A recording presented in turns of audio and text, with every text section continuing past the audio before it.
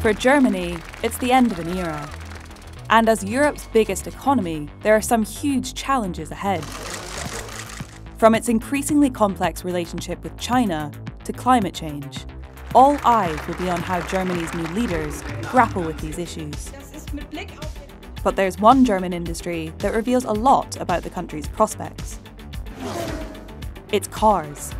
Traditionally, the car industry here has been very powerful. There have been open doors to German ministries, to the Chancellery.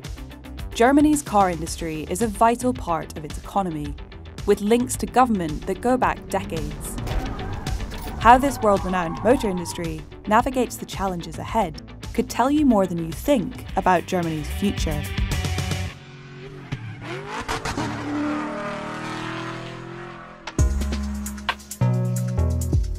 The curves, the precision. It's cutting-edge engineering like this that has helped place car makers at the heart of the German economy.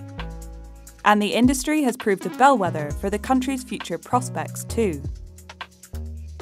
Since the 70s, car exports have risen with Germany's wealth and influence.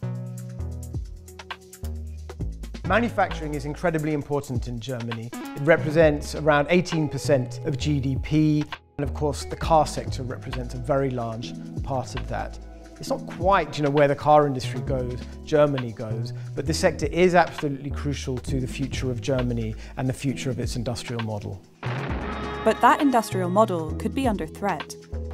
After over half a century of global dominance, German car makers are now playing catch-up. And it's not just the car industry that's losing ground. In 2000, 7 of the world's most valuable companies were German. But in the past 2 decades, that number has fallen to just 3. How Germany's car makers attempt to claw back global market share could be telling for the economy as a whole. Take international relations. Almost half of Germany's GDP comes from exports. Cars make up the biggest proportion of this. Who Germany sells cars to matters. It can point to alliances or trouble brewing. Since 2016, China has been Germany's biggest trading partner. In 1998, German trade with China was worth $16 billion. Now, it's worth over $180 billion. But there's a fear that Germany could have become too reliant on the Chinese market. For the past 16 years, Angela Merkel has courted China in the name of trade. It's an approach that has its risks. Particularly now, we're in this context of this emerging systemic competition between America and China. At least for some people, there's a worry that putting all of your eggs into the Chinese basket might leave you exposed to some of the ill winds of geopolitics and geoeconomics that might be heading Germany and Europe's way in the coming years. There is a strong sense that Germany's China policy is going to have to be recalibrated basically on pretty much every single front. Germany's new leader will face the same challenge as its car industry. How to keep their biggest trading partner on side without ending up in its pocket. China already leads Germany in one crucial aspect of manufacturing: digitalization. This is not traditionally a country that has been closely associated with digital innovation. It's going to be a big challenge across a whole range of domains. We look at car makers, and it's, traditionally engineers have been at the heart of what it is that car manufacturers do. Making components, fitting them together, making them look beautiful. The digital skill set has traditionally taken a back seat, and that's going to have to change. And it's not just Germany's car industry that needs to modernise.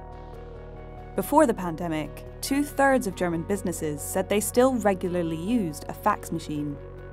And only 1 in 3 German companies have a central digital strategy. Just 8 years ago, Angela Merkel became a meme when she referred to the internet as Neuland, the German for uncharted territory. The next government is probably going to have to be a lot more digitally literate than the ones that Angela Merkel has led for the last 16 years.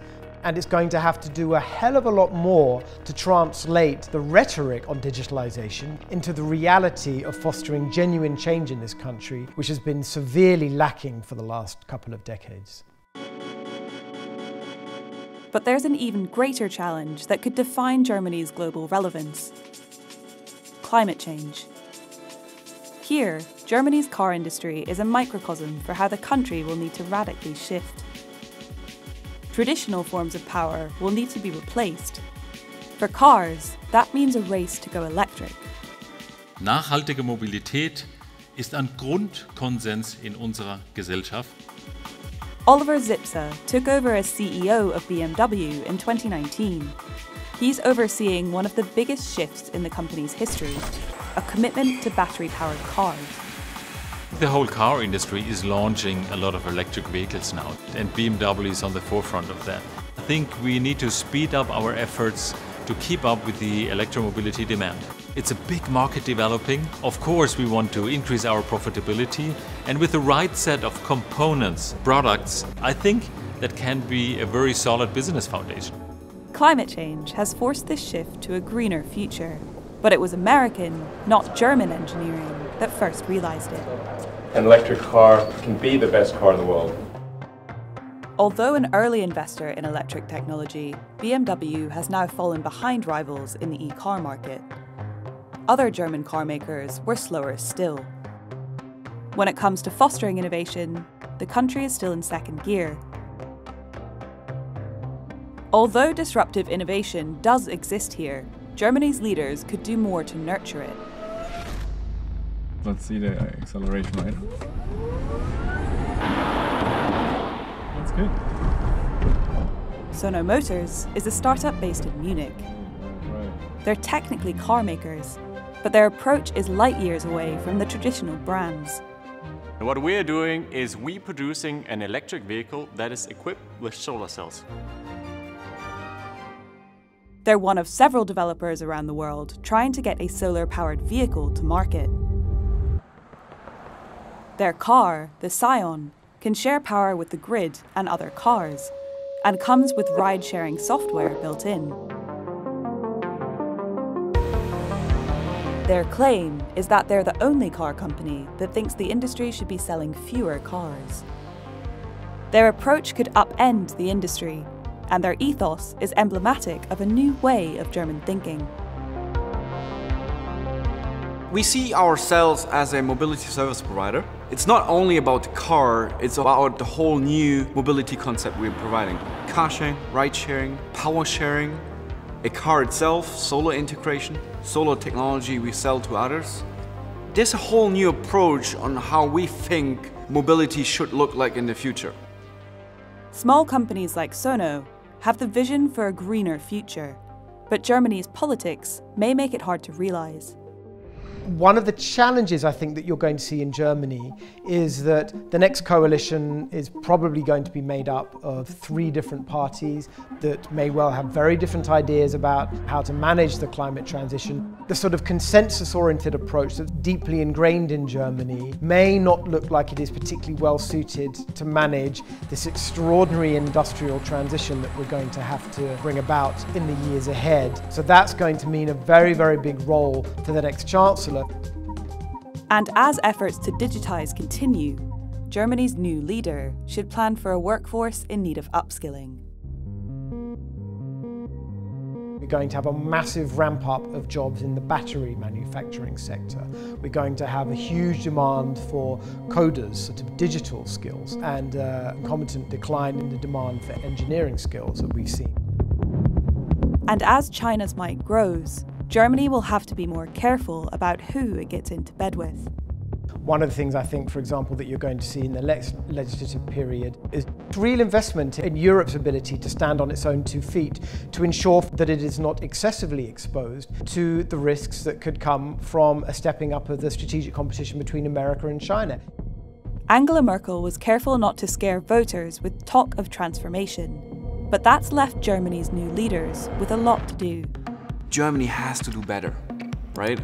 We have those very big companies, those very big players here, but they aren't the disruptor. the driver behind innovation. Disruption comes always from new, young companies which drive change.